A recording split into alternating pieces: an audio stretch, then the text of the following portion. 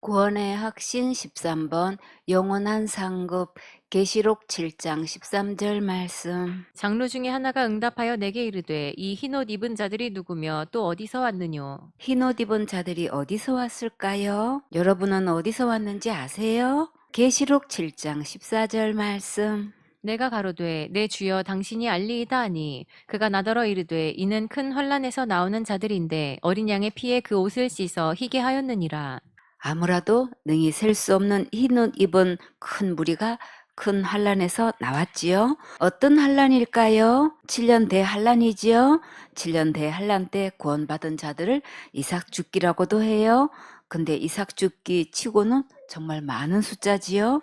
아무라도 능히 셀 수 없는 흰옷 입은 무리가 많아서 정말 감사하지요. 지금 교회 다니면서 예수님 믿는다고 하는데 아직 구원받지 못했으면 예수님께서 공중 재림하실 때 이 땅에 남아서 이 큰 환란에 들어가게 돼요. 구원받은 자들이 휴거된 이후에 이 땅에 남아있는 자들은 예수님 믿는다고 하면 순교당하게 되는데 그때는 죽음을 각오해야겠지요. 예수님께서 공중 재림하실 때 들림받은 자들은 예수님과 함께 혼인잔치하는데 여러분과 가족이나 형제들이 여기에 남아서 큰 환란에 들어가면 절대 안 되겠지요. 환란 전이나 환란 후에나 다 예수님의 어린 양의 피로 구원받는 거예요. 환란 전에 구원받으면 신부 단장하고 혼인잔치에 들어가고 환란 후에 구원받으면 지옥 가지 않고 천국에 들어갈 수 있어요. 지금 내 믿음을 점검하고 성경 말씀대로 믿음을 가져서 천국 갈 준비해야겠지요. 다 같이 시작. 준비됐나요?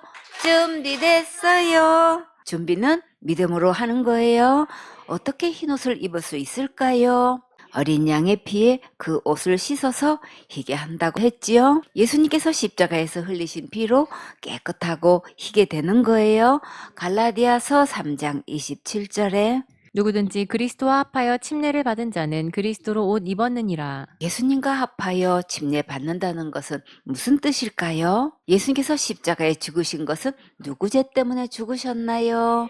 내 죄 때문에 십자가에서 죽으셨지요. 지옥 갈 내 모든 죄 때문에 예수님께서 십자가에서 죽으셨다는 것이 마음에 믿어지면 예수님께서 십자가에서 죽으실 때에 나도 함께 죽은 것으로 인정해 주셔요. 침례는 예수님과 함께 죽고 예수님과 함께 부활하는 것을 말해요. 요한복음 5장 24절에 내가 진실로 진실로 너희에게 이르노니 내 말을 듣고 또 나 보내신 이를 믿는 자는 영생을 얻었고 심판에 이르지 아니하나니 사망에서 생명으로 옮겼느니라. 이렇게 예수님의 말씀을 듣고 믿으면 영생도 얻고 구원도 받는 것처럼 예수님으로 흰옷도 입는 거예요. 흰옷은 죄를 용서받았다는 말씀이에요. 예수님의 거룩한 흰옷은 믿음으로 입는 거예요. 계시록 7장 15절 말씀. 그러므로 그들이 하나님의 보좌 앞에 있고 또 그의 성전에서 밤낮 하나님을 섬김에 보좌에 앉으신 이가 그들 위에 장막을 치시리니. 여러분은 성전에 있을 때가 행복하신가요? 다윗은 얼마나 행복했는지 그 고백을 한번 들어볼까요? 시편 84편 10절에 주의 궁정에서 한 날이 다른 곳에서 첫날보다 나은즉 악인의 장막의 거함보다 내 하나님 문지기로 있는 것이 좋사오니. 여러분도 정말 주의 궁전에 문지기로 있는 것이 더 좋습니까? 예배 드리는 것이 가장 행복한 사람은 가장 축복받은 주인공이에요. 천국 가면 하나님 보좌 앞에서 이렇게 밤낮으로 예배 드릴 수 있으니 정말 행복한 주인공 맞지요? 세상 걱정 근심 다 잊고 예배 드리는 그 시간이 행복한 사람은 천국을 맛본 거예요. 예수님의 품에 안겨서 영원토록 함께 살 수 있는 아름다운 궁전에서 진짜 좋으신 예수님 남편과 함께 세세토록 왕노릇하며 살게 되니까 정말 행복하지요. 계시록 7장 16절 말씀. 저희가 다시 줄이지도 아니하며 목마르지도 아니하고 해나 아무 뜨거운 기운에 상하지 아니할지니. 여러분은 굶주려 본 적 있으세요? 금식할 때 외에는 먹을 것이 없어서 굶주린 적은 거의 없지요. 그러나 식사 시간이 지나서 배고픔을 느끼는 것은 있지요. 그런데 천국에서는 다시는 줄이지 않는다고 하셨어요. 그리고 다시는 목마르지도 않으니까 정말 걱정 없지요.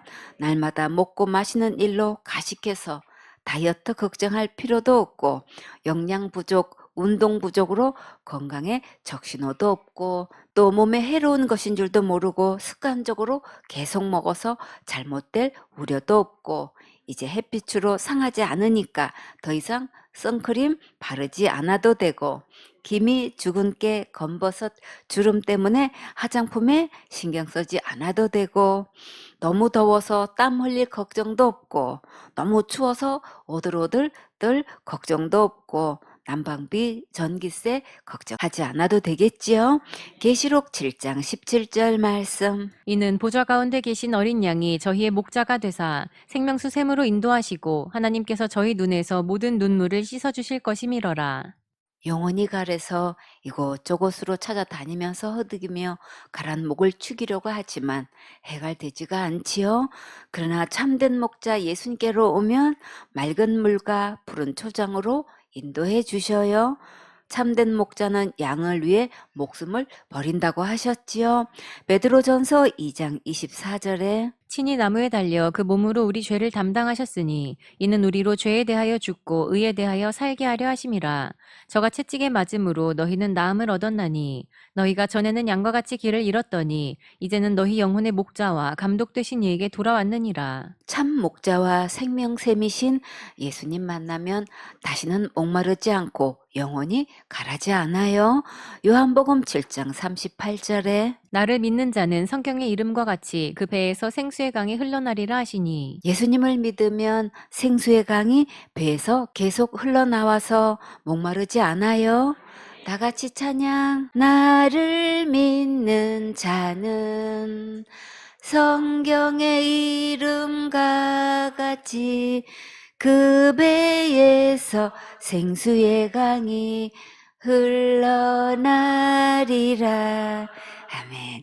요한복음 4장 14절에 내가 주는 물을 먹는 자는 영원히 목마르지 아니하리니 나의 주는 물은 그 속에서 영생하도록 솟아나는 샘물이 되리라. 여자가 가로되 주여 이런 물을 내게 주사 목마르지도 않고 또 여기 물 길러오지도 않게 하옵소서. 여러분도 이 사마리아 여인처럼 이 물을 달라고 해야겠지요?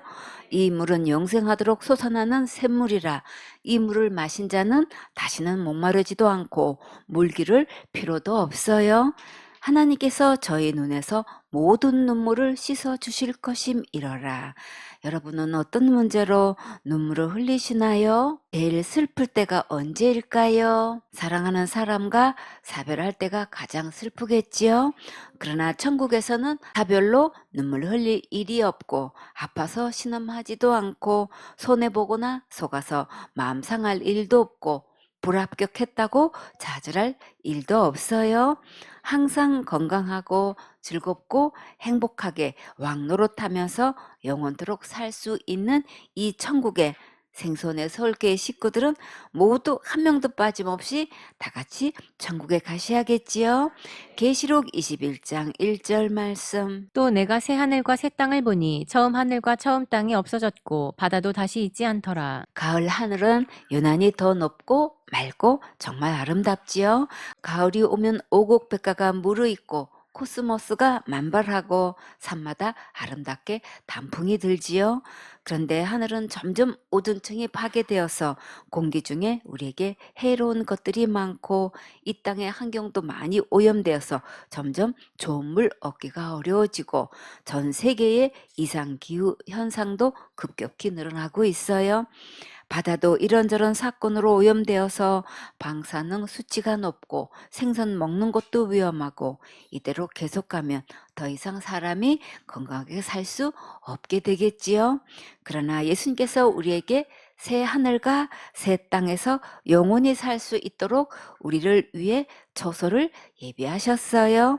앞으로 우리가 가서 행복하게 영원토록 살 천국을 오늘 한번 잠깐 견학해 볼까요? 계시록 21장 2절 말씀. 또 내가 보매 거룩한 성 새 예루살렘이 하나님께로부터 하늘에서 내려오니 그 예비한 것이 신부가 남편을 위하여 단장한 것 같더라. 진짜 하나님은 하나님답게 일하셨지요.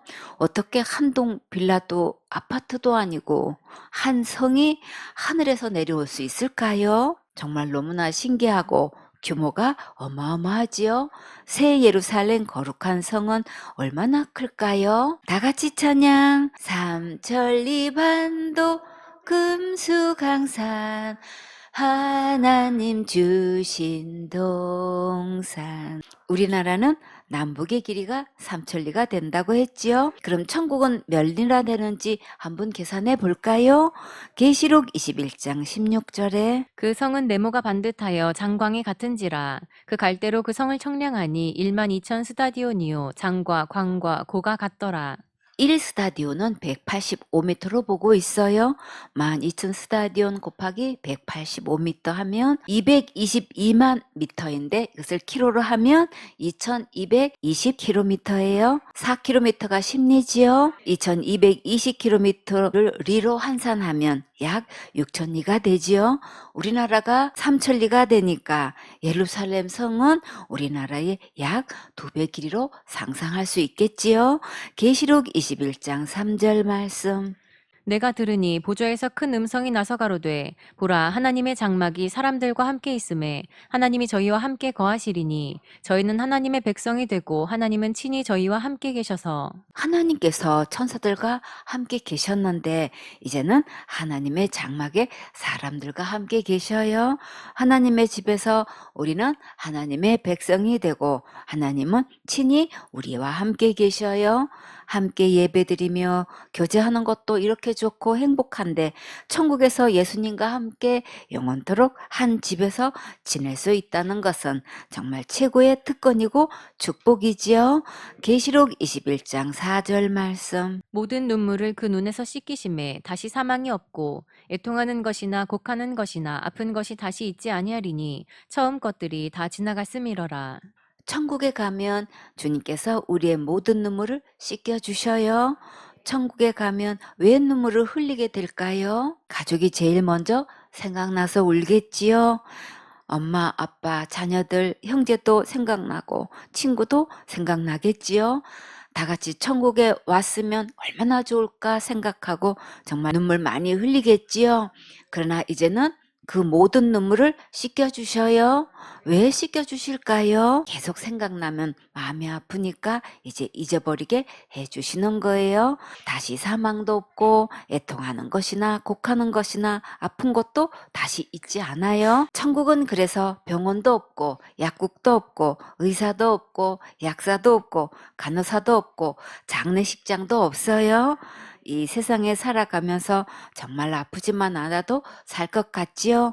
천국에서 아픈 것이 없으니까 정말 너무나 좋겠지요?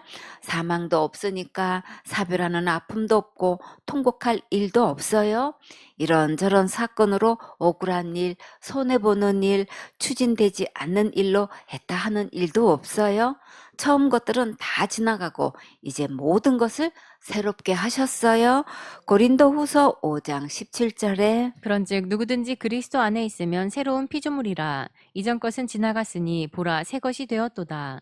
우리의 모습도 이렇게 새로운 피조물이 되고 만물도 다 새롭게 해주시고 시간과 공간을 초월한 신령한 모습으로 아름답게 변화시켜 주시니까 힘내세요.